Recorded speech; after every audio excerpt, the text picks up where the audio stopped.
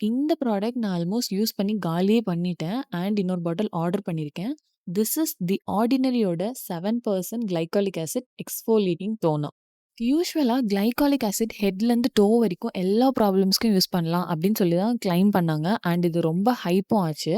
So நானும் order பண்ணிட்டு 1 week இத என்னோட ஃபேஸுக்கு நைட் மட்டும் யூஸ் பண்ணேன். ரிசல்ட் வந்து சரியான ஷாக் எனக்கு. என்னோட ஸ்கின் ட்ரை அண்ட் சென்சிட்டிவ்னால இந்த கிளைகாலிக் ஆசிட் என்னோட ஸ்கின்னுக்கு சுத்தமா செட் ஆகல. It started feeling. தோல் உரிய ஆரம்பிச்சுருச்சு.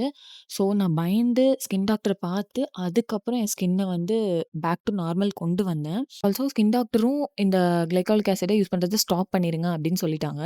பட் ₹1000 குடுத்து வாங்குனனால எனக்கு அத தூக்கி போட மனசு வரல. அண்ட் எல்போ, நீஸ்ல இருக்க டார்க்னஸ்க்குலாம் நான் இத யூஸ் பண்ணேன். நல்ல ரிசல்ட்ஸ் குடுத்துச்சு. அங்கேயும் அந்த மாரி பீல் ஆகும். அதுக்கப்புறம் ஸ்கின் கொஞ்சம் நல்லா பிரைட்டா ஆச்சு. ஆல்சோ இத நான் என்னோட ஸ்கேல்ப்புக்கும் யூஸ் பண்ணேன் டாண்ட்ரஃப்காக. நீங்க ஹேர் வாஷ் பண்றதுக்கு ஒரு 1 ஹவர் 30 மினிட்ஸ் முன்னாடி நீங்க உங்க ஸ்கேல்ப்ல நல்லா அப்ளை பண்ணிட்டு, மசாஜ் பண்ணிட்டு குளிச்சீங்கன்னா, இது டாண்ட்ரஃப்ப ஸ்டெப் பை ஸ்டெப்பா ரெடியூஸ் பண்ணுது. நம்ம கால் பாதத்துக்கும் இத யூஸ் பண்ணலாம். லைக் அங்க ஸ்கின் ரொம்ப ரஃப்பா இருக்கு அப்படிங்கும்போது, இது அங்க இருக்க டெட் ஸ்கின்ன ரிமூவ் பண்ணி சாஃப்ட் ஆக்குது.